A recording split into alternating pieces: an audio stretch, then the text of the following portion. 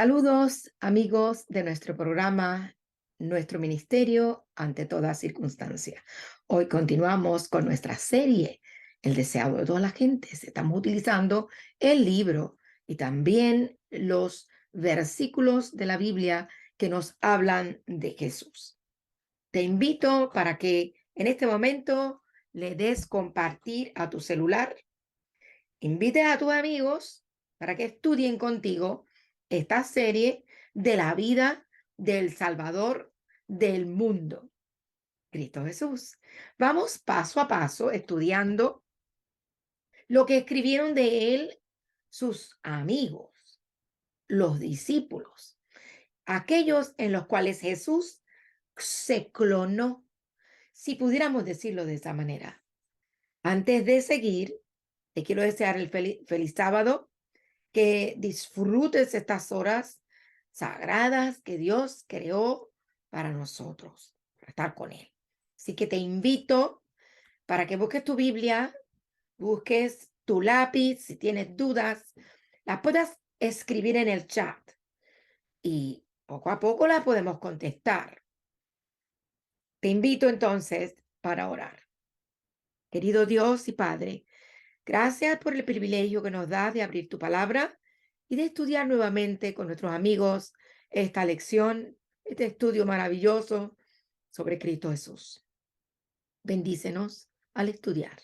Bendícenos en este chat, que los que vayan a entrar, los que se puedan conectar, puedan disfrutar de la lectura que tenemos hoy y de este evento tremendo, maravilloso en la vida de Cristo Jesús. Bendícenos, oh Dios, en el nombre de Jesús. Amén. Muy bien, te invito para que busques tu Biblia, como te dije ahorita, y vayas conmigo al capítulo 4 de Lucas. Todavía Jesús está en Galilea y estamos viendo cómo se desarrolla su vida alrededor de las diferentes aldeas y ciudades que están en Galilea. Y bien importante que pues veamos qué es lo que está pasando hoy en la vida de Jesús.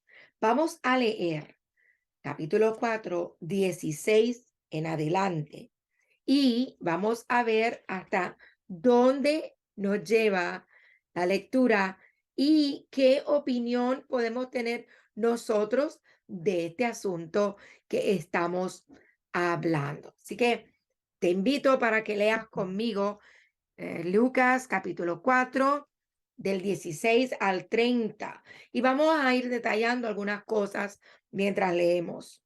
Dice, vino Jesús a Nazaret, donde se había criado, y el sábado entró en la sinagoga conforme a su costumbre y se levantó a leer. En este momento Jesús fue al lugar donde él acostumbraba con su mamá y José desde niño y sus hermanos a adorar en sábado, la sinagoga. Y como era costumbre, el rabino o el maestro de esa sinagoga en específico, de ese lugar, se paraba a leer la lectura. Y entonces interpretaba y hablaba a la multitud. Ese era el sermón.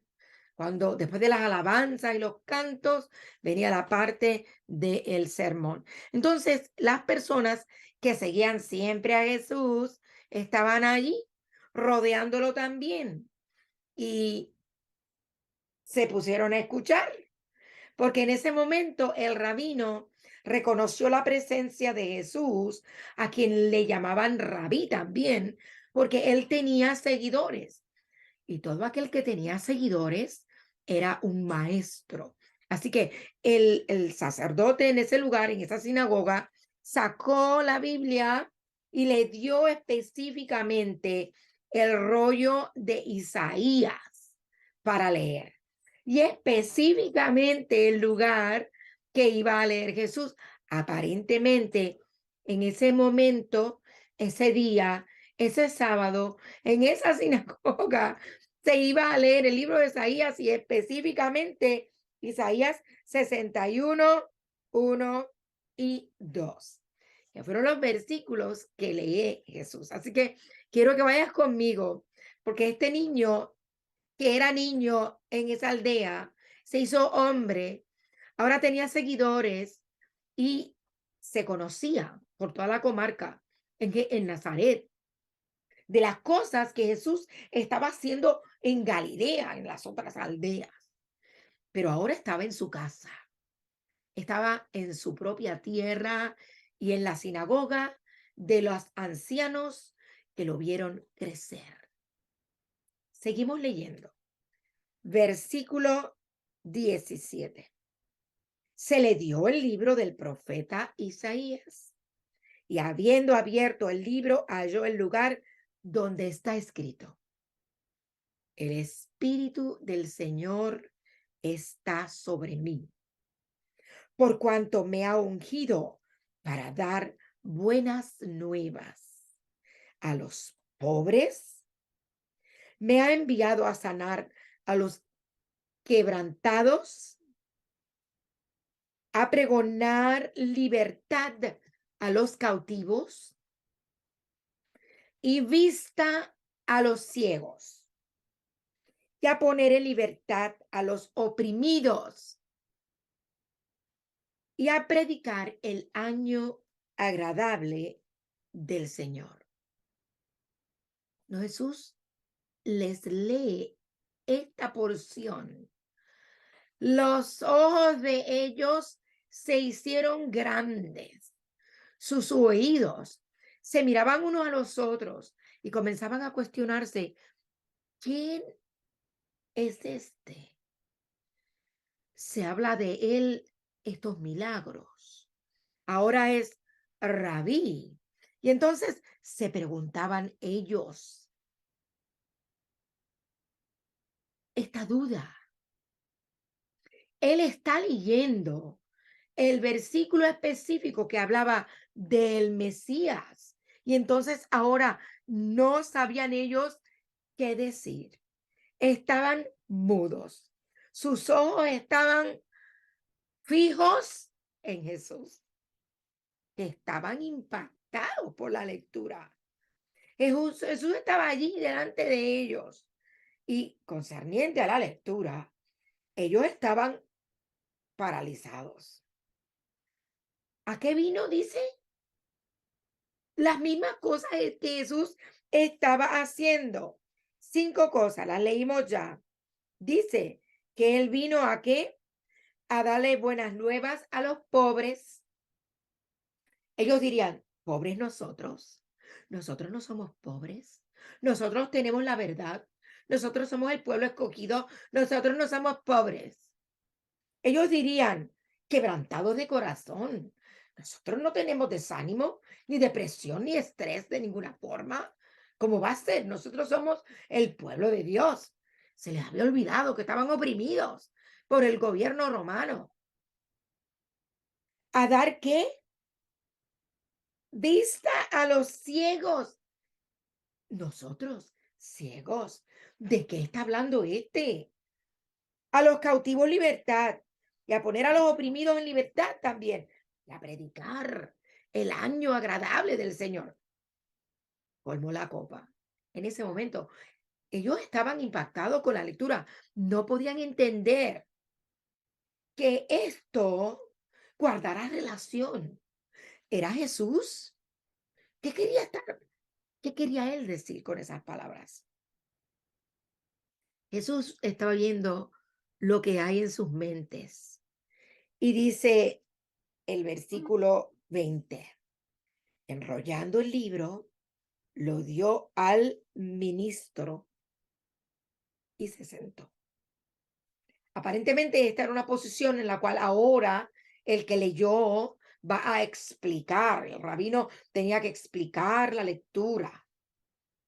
Y Jesús, al sentarse, dice, los ojos todos estaban fijos en él. Entonces comenzó a decirles: hoy se ha cumplido esta escritura delante de vosotros. Esa es la explicación. Jesús le explica, esto es lo que hay. Yo soy el que es. Eso de Isaías hablaba de mí.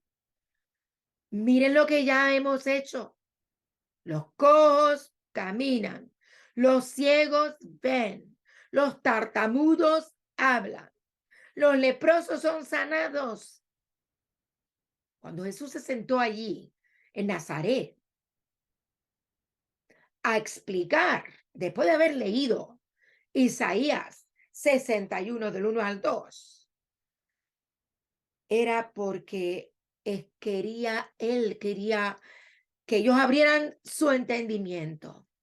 Pero sabes, cuando nosotros estamos enfrentando una verdad tan grande como es Jesús, el enemigo tiene una lucha constante con aquellos que quieren conocer la verdad. Sabes, en ese momento, el enemigo de Jesús, Satanás, estaba como león invadiendo las mentes de ellos.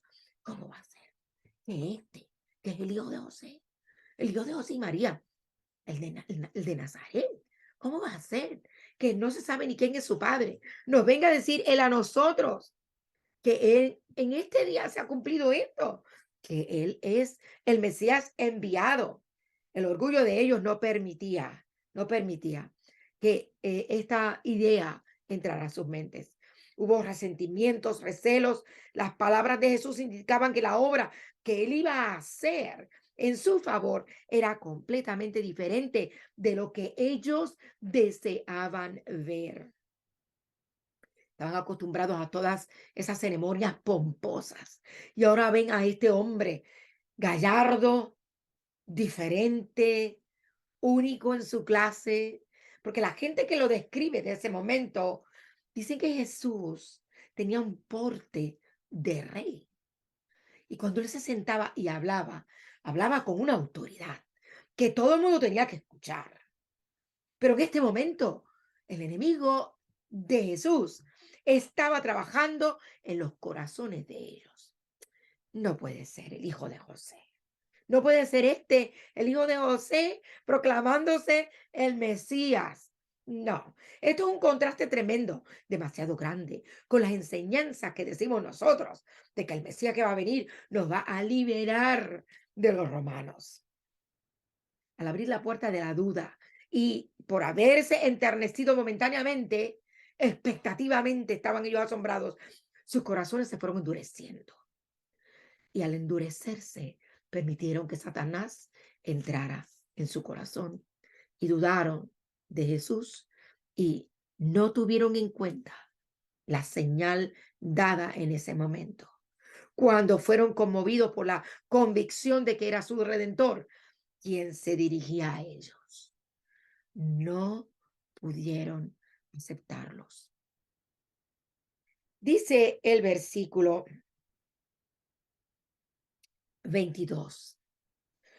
Todos daban buen testimonio de él y estaban maravillados de las palabras de gracia que salían de su boca. Decían, ¿no es este el hijo de José? Él les dijo, sin duda me diréis, ¿qué es este refrán? Médico, cúrate a ti mismo. ¿Resuenan en nuestros oídos las palabras en la cruz? Aquellos que lo estaban destruyendo, lo estaban matando. Cúrate a ti mismo, le decían. Aquí les dijo el ello, lo que él estaba pensando. Les habló claro. Proféticamente les digo lo que iban a decirle más adelante. Seguro me van a decir, médico, cúrate a ti mismo de tantas cosas que hemos oído que se han hecho en Capernaum. Haz también aquí en tu tierra. Querían señal, querían una señal, más grande señal que reconocer que Jesús, el que estaba haciendo todos esos milagros en todos esos lugares, estaba reconociéndose a sí mismo como el Mesías. Ellos no lo querían entender. Y Jesús añade dos historias muy interesantes que tú y yo debiéramos analizar también en la tarde de hoy. les dijo en el versículo 24, y añadió diciendo: de cierto os digo que ningún profeta es bien recibido en su propia tierra. Y en verdad os digo que muchas viudas había en Israel en los días de Elías, cuando el cielo fue cerrado por 3 años y 6 meses. Y hubo una gran hambre en toda la tierra. Pero a ninguna de ellas fue enviado Elías, sino a una mujer viuda en Sarepta de Sidón. Y muchos leprosos había en Israel en tiempo del profeta Eliseo, pero ninguno de ellos fue limpiado, sino Naamán el sirio. Palabras muy duras para ser escuchadas por un pueblo orgulloso que tenía la capacidad de aceptarlo como el Mesías, pero en ese momento rechazaron a Jesús en su propio país, en su propio lugar, en su propia tierra, en su propia iglesia. Señor pasó por alto a todos los israelitas en tiempo de hambre. Solamente fue a la casa de una gentil fuera de el pueblo de Israel, que tenía más fe que ellos. Dios la alimentó a ella. Por 3 años y medio no se acabó su sustento y pudo sostener a Elías, a ella y a su hijo. Naamán el sirio, lleno de lepra, tuvo más fe que el pueblo de Israel. Se sumergió 7 veces en el río Jordán, un río sucio, lleno de fango. Creyó más él que el mismo pueblo. Dios no hace excepción de personas. Dios solo busca gente que crean en él, que lo acepten como el Mesías, como el Redentor, el Salvador del mundo. Dios lo que desea es que tú lo aceptes. ¿Sabes?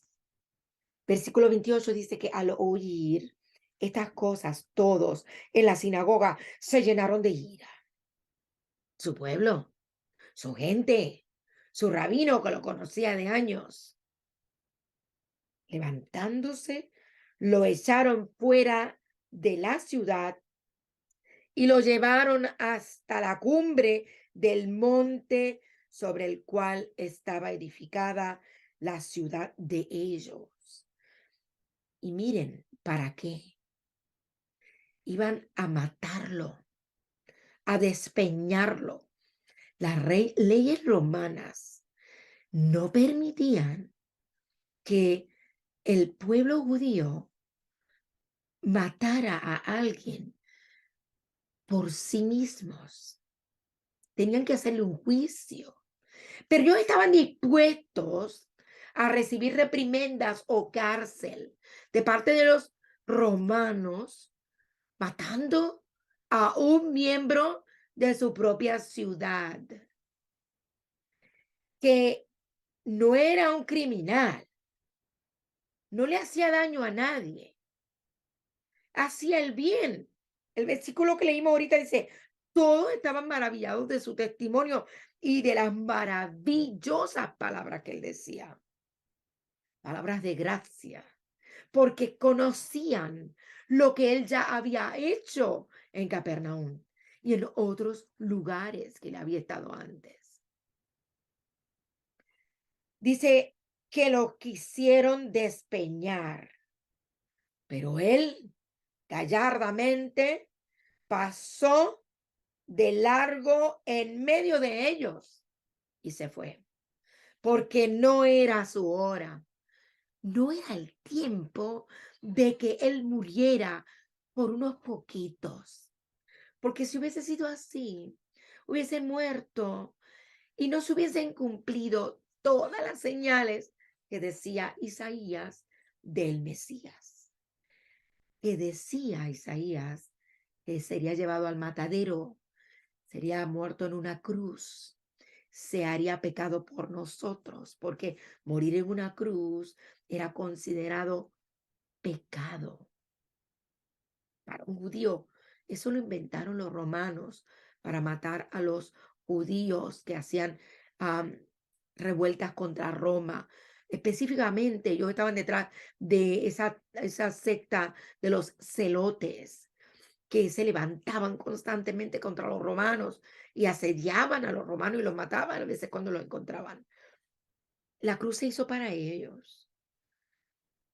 Jesús tenía que llegar a la cruz y despeñado, Jesús no iba a salvar a toda la humanidad porque tenía que cumplirse la profecía.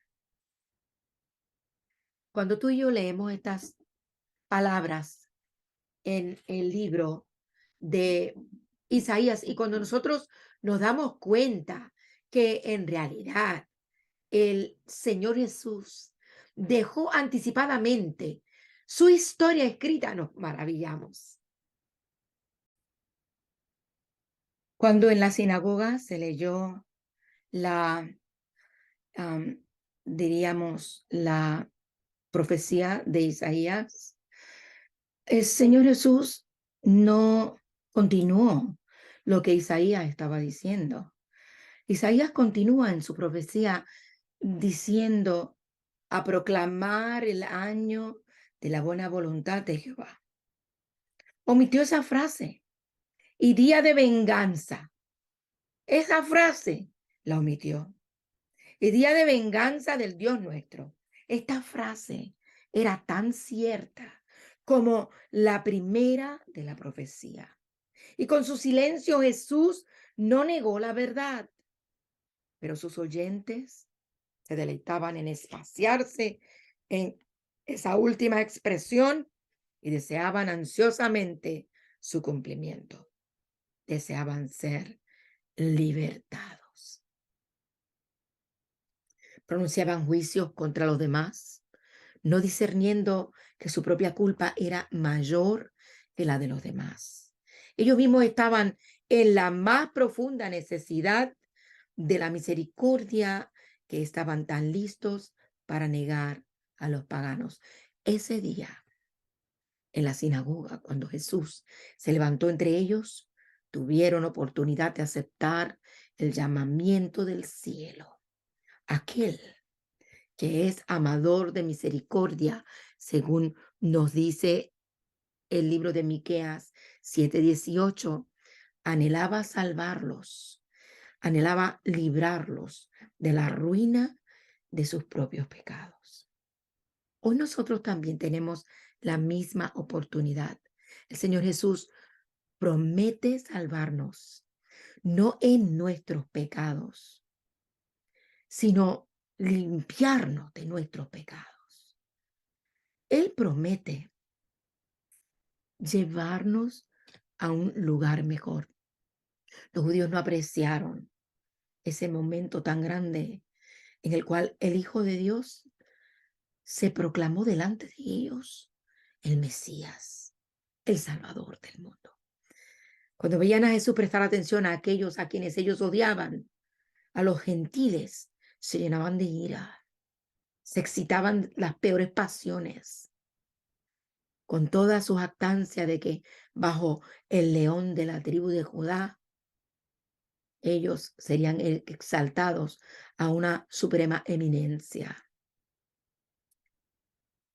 Cuando te sientas abrumado por pensar que por ser religioso te vas a salvar, piensa bien. Aceptar a Jesús significa seguirle donde quiera que Él vaya.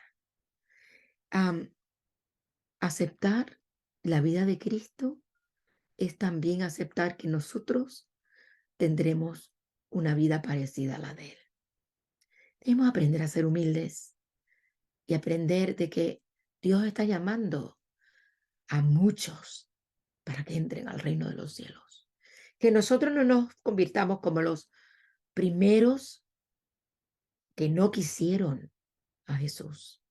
Que seamos como los apóstoles, que siendo judíos, siendo herederos también, aceptaron a Jesús y se convirtieron en seguidores de él.